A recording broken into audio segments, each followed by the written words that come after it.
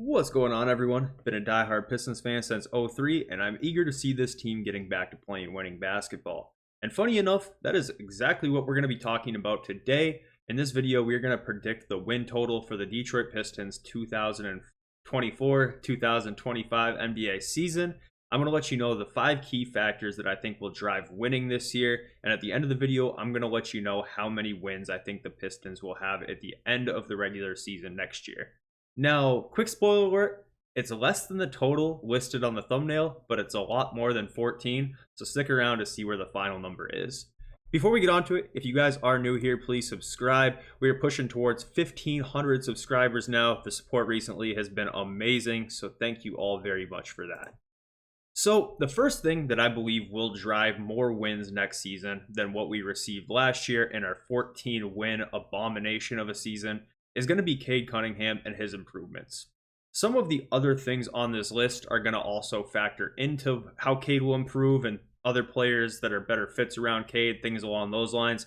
But just speaking about Cade specifically in a vacuum, Cade Cunningham is going into his 4th NBA season, and effectively, it's realistically his 3rd NBA season since his 2nd year. He only played 12 games due to stress fractures where he had to get surgery and sat out most of the year. Now, I've been watching basketball for quite a while, and mostly when you have a guy who is in his 2nd or 3rd season, 22 years old, and they're able to put up a stat line like Cade, who averaged 23 points on 8 assists last year, around 45% shooting, those numbers typically only go up, and those types of players only typically improve. The list of players who didn't get much better from their 22nd, 23rd year old season onwards that are at Cade's level, it's very, very short. And most of those guys on those lists either had a serious injury, one that was more serious than what Cade went through. We're talking Achilles tears, ACL tears, things like that. Or they just didn't really have the attitude. Cade definitely has that attitude. I have no doubt in my mind Cade Cunningham is only going to be better this year than what he was last year. I'm totally okay with expecting 27 points per game from Cade Cunningham. I think that's very realistic going into next season. I think he's going to be more comfortable after the injury, and some of the other stuff that we have done around him, I think will only help him improve.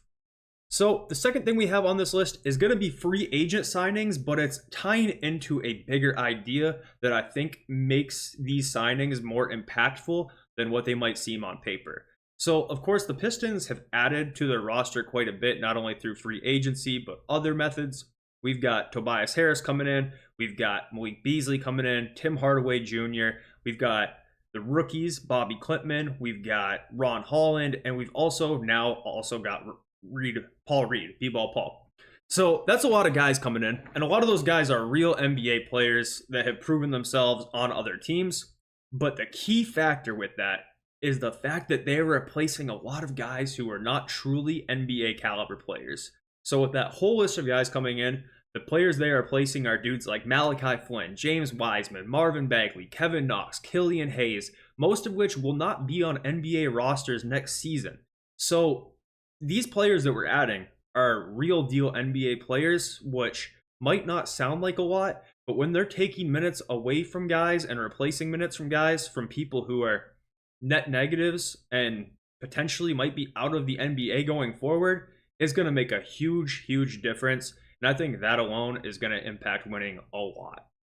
Number 3 coming in on the list is going to be the spacing around Cade Cunningham and Jaden Ivey particularly. As I mentioned earlier, some of the stuff we're going to talk about will impact Cade, but in that first segment, I just wanted to talk about Cade in a vacuum. The spacing, of course, will help. More shots going in from distance will be huge. We were one of the worst three-point shooting teams on some of the lowest three-point shooting volume last year, which is a problem in itself, right? Three-pointers are a huge part of today's game. Every team takes a bunch of them, and the ones that shoot them well typically do pretty good in the league. So just having those guys on the wing like Simone Fontecchio, who hasn't had much time in a Pistons uniform yet, but will be playing more, Malik Beasley, Tobias Harris is an average shooter. These guys will help not only make more shots for the team, but they'll open up the floor, creating more space for Cade and Duren to run their pick and rolls, for Cade to get to the hoop and not have to face help defenders as often, for Duren to be able to roll to the hoop and not have to have a bunch of help underneath the hoop. It'll open up lanes for Ivy to be able to penetrate and once again, not be able to run into help defenders. Overall, I think that we're actually going to have a real NBA looking offense, a modern NBA looking offense this year. And in previous years, especially last year, I don't really think that was the case. So offensively, through the spacing, we are 10 steps ahead than what we were last year. So next on the list is going to be the improvement of the 3 members of the core 4 that aren't Cade Cunningham. I think Cade's improvement is going to be the #1 driving factor, but the fact that Ivy and Duren aren't going to be sophomores anymore and Asar isn't going to be a rookie anymore, that helps. Look, guys in their first year typically are not as good as they are in their second year. I think Asar is going to get better. Guys in their second year often face sophomore slumps and then break out in their third year.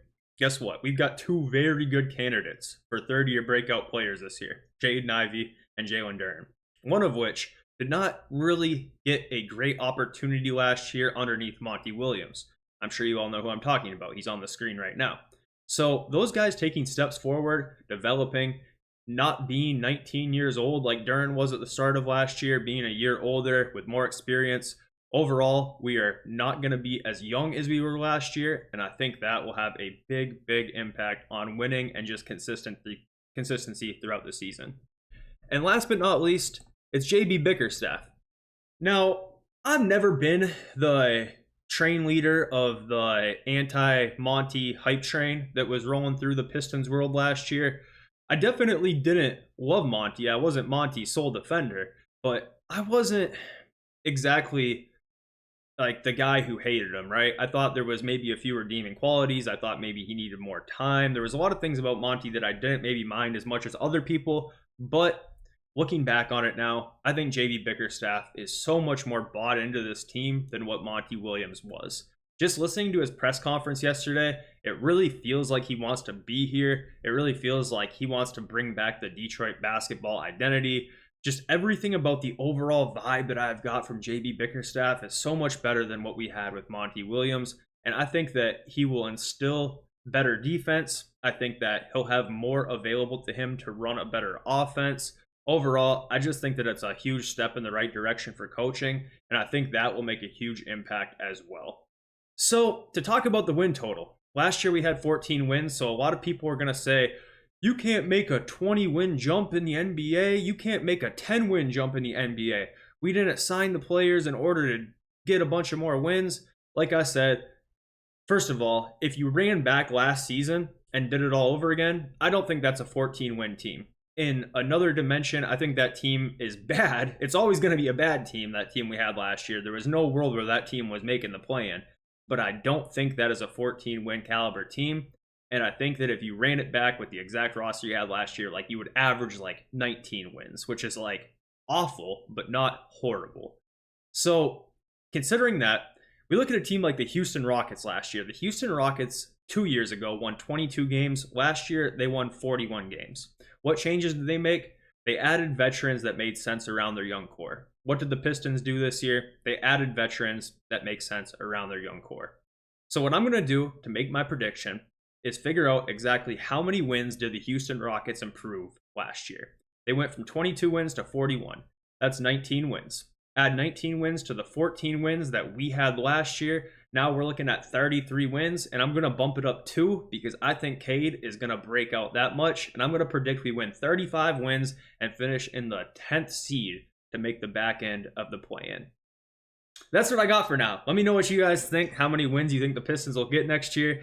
Some people might say that's overly opportunistic. I'll be in the comments trying to defend myself if anyone thinks that that's unrealistic, because I think it's really possible. We're in the Eastern Conference. The bottom half of the Eastern Conference got worse. You got teams like the Hawks getting younger. You've got teams like the Nets looking to blow it up. The Wizards aren't doing anything to make themselves that much better. There's a lot of teams on the bottom that I think we're better than. The Bulls, who knows what's going on there. I think the Pistons will have a better record than all of those teams. So let me know what you guys think. We'll talk soon.